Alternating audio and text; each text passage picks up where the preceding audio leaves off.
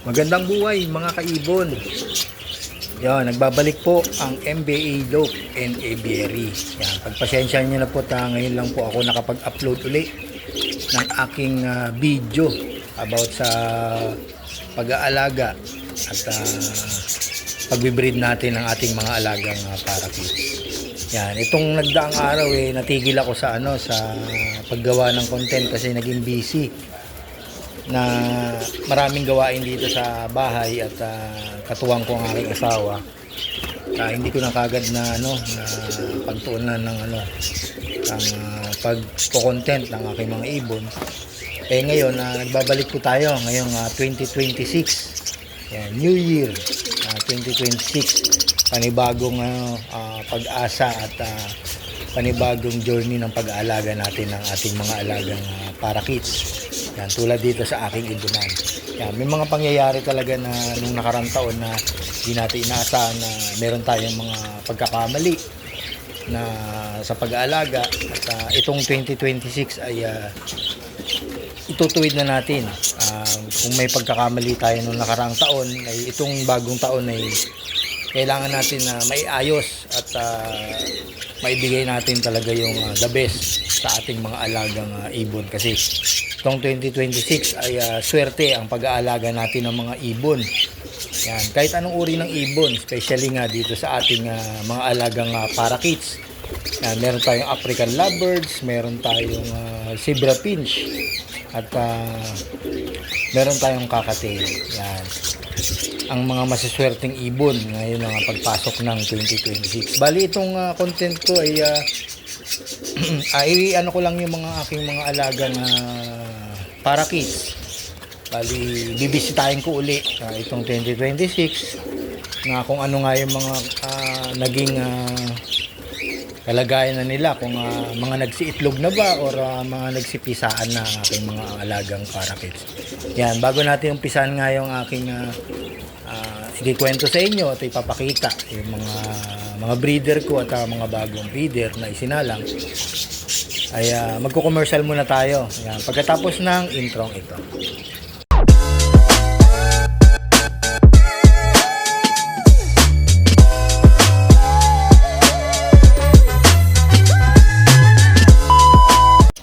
Ayun, welcome back mga kaibon. Yan, nagbabalik tayo uli dun sa ating pag-uusapan na bibisitahin ko ang aking mga alagang mga parakeets. Yan, mga breeder at bago natin isasalang ngayon 2026 kung ano na nga ba ang mga naging resulta nila ng pagpasok ng 2026. Yan, may mga breeder kasi ako na nagsipag-itlogan nung pagpasok ng bagong taon. Hindi ko pa nga nasisilip at titingnan natin, samahan nyo ako sa aking pagpunta sa aking mga breeder para makita natin nga kung ano yung mga resulta, kung mga nagsipisaan na nga at nagsiitlogan na yung aking mga breeder na parakeets. Yun nga, gaya nga ng sabi ko kanina, itong 2026 ay kailangan na nga natin na baguhin yung pagkakamali ng pagkakamali natin sa ating pag-aalaga ng mga parakeets. Kasi ako noon sa panahon nung nakarang taon, marami rin akong pagkakamali na hindi ko na ituwid.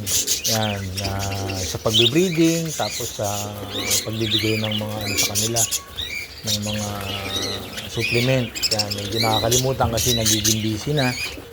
At may mga pagkakataon na may mga namamatay or nagkakasakit. Kahit nasabihin natin binibigyan natin sila ng ng sapat na nutrition, vitamins, ay meron pa rin talagang pagkakamali na ngayon itong 2026 ay babaguhin ko na ang aking mga sistema. I-share ko sa inyo yung mga bagong sistema na gagawin ko dito sa aking ibunan. Yan. Iilan lang naman yun yung mga babaguhin natin na pagpasok at ano ko naman sa inyo kung ano nga yung mga bago kong ipapasok na sistema dito sa aking pag-alaga ng aking mga alagang ibon. Especially rin sa sa mga racing pigeon ko kasi doon talaga marami akong pagkakamali na hindi ko naibigay sa kanila sa aking mga alagang kalapate. Yan. Sa mga parakeets naman medyo konti lang naman na pagkakamali, pero dito mostly sa aking mga racing pigeon may mga pagkakamali ako na ibinibigay na dapat kong ibigay na hindi ko na ibigay during itong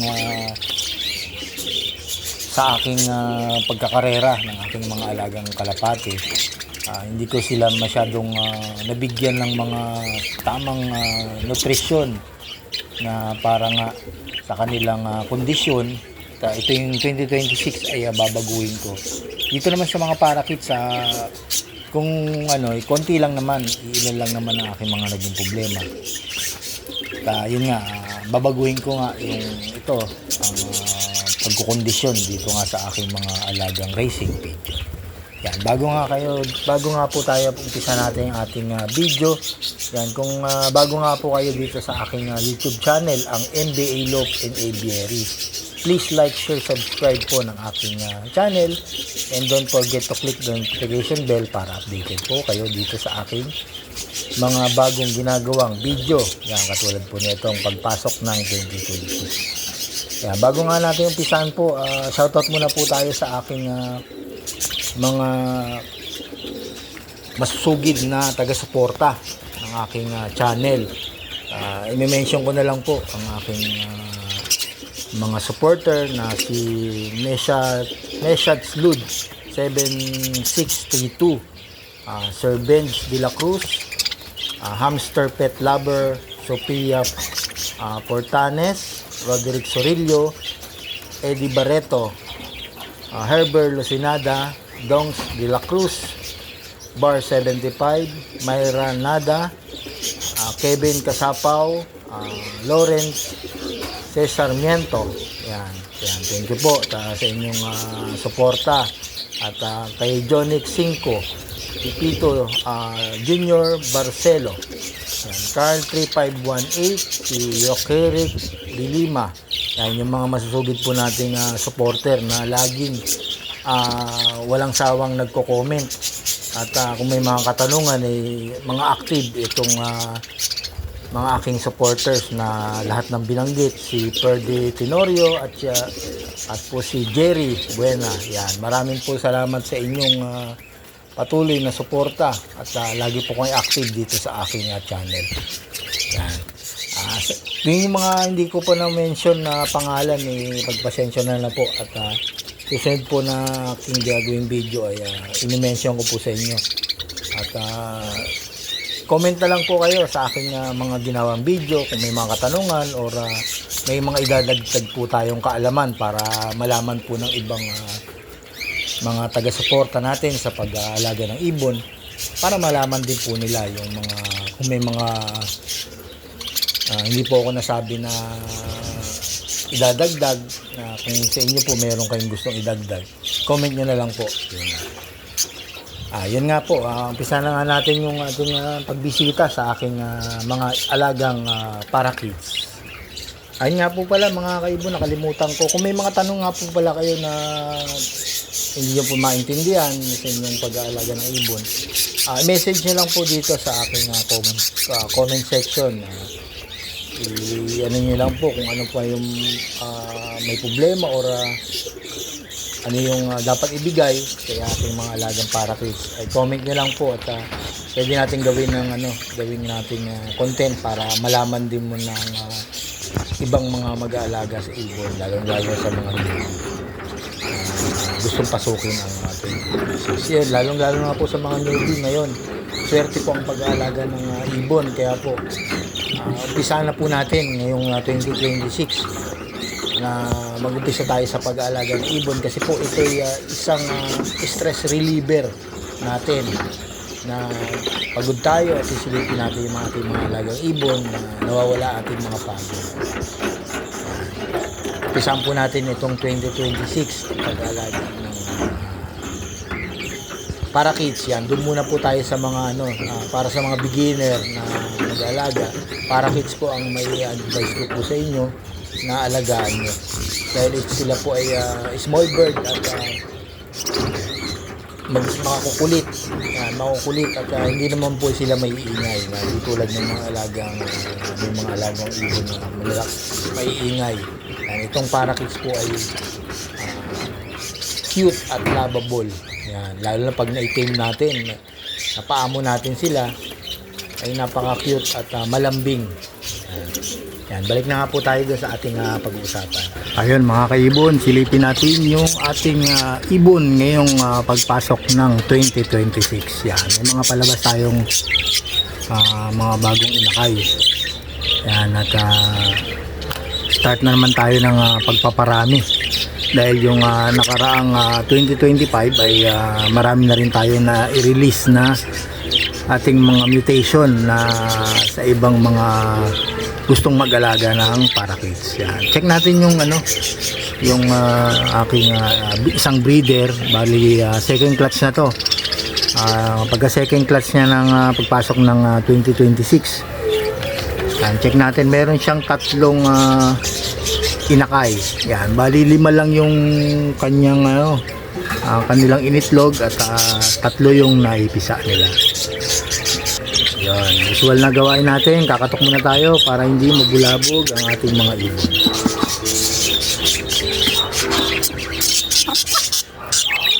Ayun. Ayan mga kaibon. Medyo madilim. Meron siyang 3. Napisa to ng December 31. Yan, napisa siya. Yan, pang na to, pang 7 araw. Yan, 7 days. Yan, 3 na to. Yung 2 itlog na hindi napisa, sinalang. Kaibon, dito naman tayo sa second breeder. Yan, mga rainbow naman to. Yung breeder natin pang 4 na clutch na to itong pagpasok ng 2026. Yan, pang 4 na clutch, pero hindi pa to at itlog pa lang, nililiman. Pero possible mga sa pa to, sa 20 or 15 na mapipisa. Yan, check natin. Yan, ito yung itlog nila, 2, 4, 6, 7, 7. Yan, masipag talaga tong magpares na to na rainbow. Yan, masipag talaga mag-itlog yan. At karamihan talaga napipirtil to minsan 7 or 6 or napipisa lahat yung kanilang mga initlog. Masipag to magsubo itong mga magulang na aking naroon. Pang-4 na clutch na to sa kanila. Hanggat malusog pa naman at kayang-kaya pang mag-breed, continuous ko lang. Pero talaga dapat pinapahinga to ng kahit na pagdating ng 4 na clutch, pwede natin ipahinga. Pero sa nakikita ko naman, masipag naman at napipirtil naman lahat, continuous breeding pa rin ang aking ginagawa.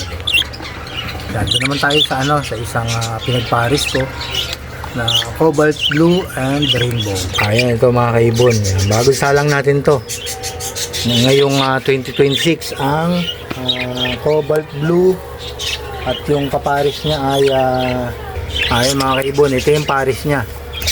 Yan, rainbow. Ito yung cock. Yan, napakalaki niyan. Talagang brusko. Ito yung medyo na nga medyo may bukol na sa puwetan. Possible na mag-itlog na to. Antayin na lang natin siguro mga 1 linggo or ilang araw.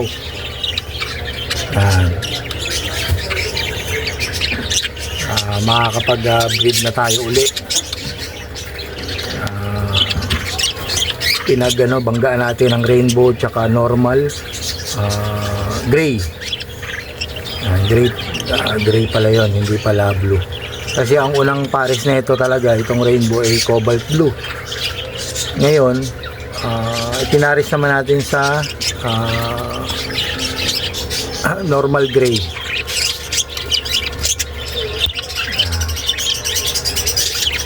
Pasensya na kayo at medyo malabo yung video natin. Yan, check naman natin yung ibang mga breeder ko kung may mga itlog na ba or nakapagpapisa na. Ayun mga kaibon, dito naman tayo sa pangatlong breeder ko. Yung cock ay rainbow, tapos yung pinaris natin na hen ay follow na puti. Yan, check natin yon kung may itlog na nga. Siyempre kakatok muna tayo. Dahan-dahan kasi baka bigla lumabas. Ayun, meron na siyang itlog. Ito, isa, dalawa.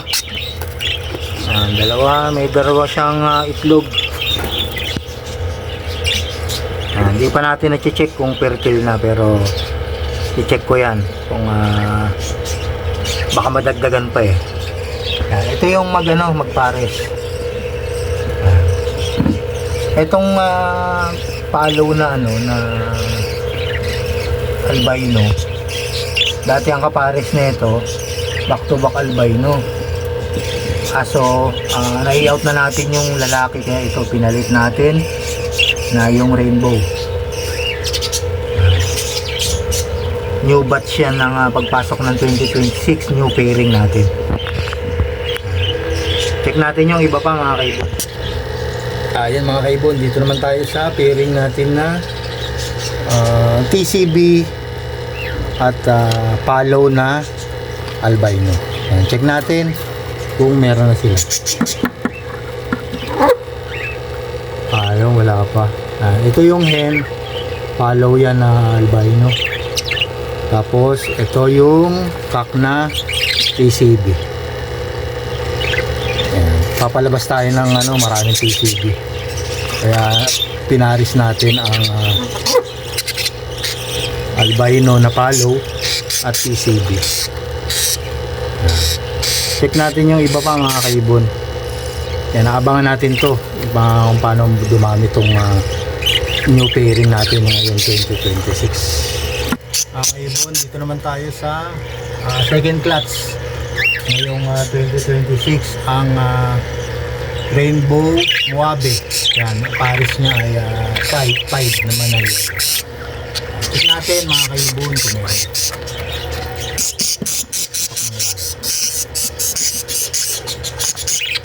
Ayun, meron ng itlog mga kaibon na hindi natin bilangin kung ilan, baka ma-stress pa yung mag-asawa.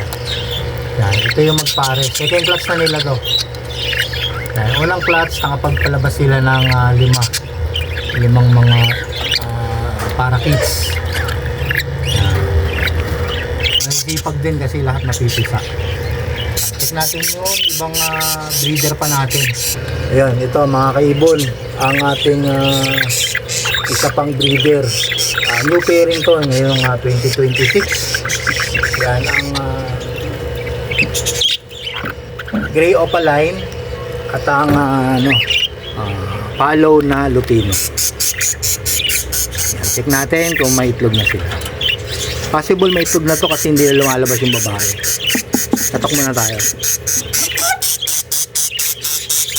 Ayun mga kaibon, meron. Ayun, marami. Siguro, teka lang, 2, 4, 6, 7, 7 itong itlog. Sana ma-fertile, hindi pa natin sinisilip. Bali, ito yung hen na follow lutino. Albino. Yan, sorry, follow albino.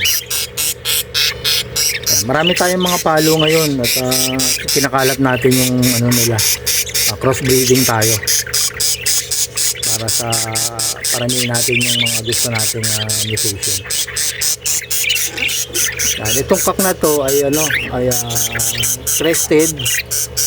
Yan, galing siya sa mutation na ago. Yan, pero crested lang siya. Yan, maganda to, magandang cock, solid na breeder talaga, na hindi ko talaga inaalis yung mga gray na yan dito sa aking ibunan. Yan, kung maaari paparamihin ko talaga itong gray na to. Maganda kasi to sa ating ibunan. Yung ang magagandang kulay talaga ay albino, lutino, gray, tapos meron tayong green Yan. At blue. Medyo blue na nabuwasan na tayo ng blue. Pero ngayon magpaparami ako ng blue. Yan, dito naman tayo sa isa kong breeder. Ayan mga kaibon, ito yung dalawa nating bagong pinagpares, ang cobalt blue. Yan, na prillback. Itong cock na to, prillback na to. Tapos yun, binangga natin to sa pamangkin niya. Yan, ayan, pamangkin na niya yan, yung hen na yan. At crested, para mapalabas yung mutation nila. Kung sakaling prillback or crested, okay na. At least pasok pa rin sa kanilang mga mutation. Yan. Okay yun, bagong salang pa lang yan. Siguro mga 1 linggo. Check natin yung mga iba pang breeder natin. Ayan mga kaibon, ito yung breeder natin na talagang solid na ang rainbow at ang palo. Yan. Check natin kung may itlog na. Siguro ano na to, pang 4 na kalas na yata o 5. Hindi na natin mabilang eh. Yan. Yan. Ito na yung mga anak nila. Kita nyo magaganda. Yan. Tiga. Magaganda. Ayun, ito mga kaibon. Yan. Meron akong napisang 5. 6 yung itlog nila. Ang napisa 5. Yan, hindi na nalimliman yung isang natitirang itlog. Yan, kung makikita nyo, iba yung nilabas na naman. Meron tayong palo na tutino. Yan, meron tayong palo at saka meron tayong albino na palo. Yan. Yan, diyan ka magtataka kasi iba-ibang klaseng mutation ang nilalabas nila. Dahil ito lang ang ating magpares. Rainbow at palo. Yan. Solid na breeder ko yan. Pang 5 clutch na nila, oh. Pang 5 clutch na pala nila to. Okay naman yung production.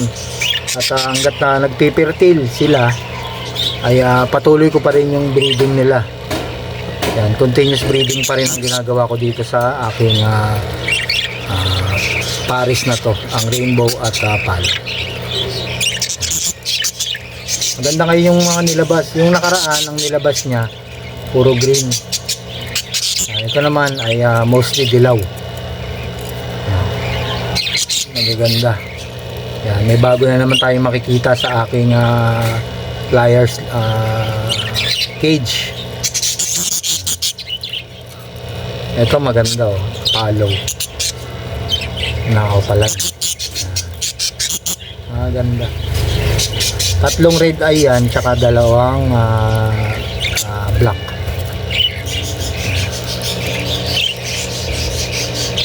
Check pa natin yung iba nating kung may mga napisa yung mga pairing natin ngayong 2026. Yan, bali continuous pa rin to, itong dalawang tong pares ko. Continuous pa rin yan kasi maganda pa naman yung performance na kanilang iniitlog at nilalabas na painakal. Yan, check natin mga kaibon yung dalawa pa. Yan, dalawa pa nating pairing. 3 pa pala, meron pa tayong 3. Yung kaibon, ito yung pairing natin na Mojave. Yan. Ang pares niya ay palo lutino yata to. Check natin, bagong pa lang to, bagong pairing to. Check natin kung may itlog. Ayun, ayun siya. May itlog na, 2 siguro. Hindi natin istorbohin para makapagpa-itlog pa siya. Check natin yung isa pa natin. Ayan mga ibon, ito pa yung isang natin. Second clutch na to ngayon 2026. Ayun, lumabas na yung meron na pala, napisa na. Yan, pied yung hen at saka Mojave, rainbow yung tatay. Yan, meron na siyang 2. Bali ang may itlog pa siya na 4. Naantayin pa natin mapisa. Sana fertile lahat. Yung unang clutch fertile naman lahat yon, naipisa niya lahat. Kaya itong second clutch ay possible at mapisa rin lahat. Yan, masipag tong mga magulang. Ito magaling tong magsubo sa hen. Masipag, talagang kain ng kain at sinusubo din sa asawa. Yan. Tapos yun, naglagay nga ako ng Integra 2000. Yan. Pag may mga kaibon, ang ko sa inyo, pag may mga itlog na, maglagay na kayo ng Integra 2000 kasi para pag napisa na yung itlog nila, masusubukan kaagad nila ng Integra. Yun, magbuboost kaagad yun, mabilis lumaki yung kanilang mga inapan. Yan, check pa natin yung isa pa na aking breeder. Ayan kaibon, ito yung isa pa natin na breeder. Yan, third clutch na to. Yan, pangatlong clutch na itong ating breeder na green opaline. Yan, ito yung handfeed ko noon. Binigyan ko niya siya ng kapares. Yan, tingnan natin yung kapares niya kung may itlog na. Pares niya ay Lutino. Yan, meron na siyang dalawa. Hindi natin istorbohin para at least ay hindi sila may stress. Pangatlong clutch na to. Yan, sa kanila. Yan, yun yung magpares natin. Yan. Siguro itong 2026 marami tayong mapapalabas na mga mutation na kasi noon yung 2025 medyo nag-ano tayo sa breeding, nagbawas tayo. Medyo marami na tayong naipon na para keeps. At unti-unti naman natin na-out yung iba. Kaya ngayong 2026, yan, goal ko, paramihin uli yung ating mga mutation na para keeps. Yan, mga kaibon. Meron tayo ito, mga young pa. Hindi muna natin nilagay sa ating flight cage kasi baka mabugbog pa nila. Yun ilay natin. Parehas red eye ito. Yan, itong dalawa na to. Nakikita ko parehas parehas hen. Yan, itong ating mga bata pa na para pigs, red eye. Tapos ito yung bago natin basal pair.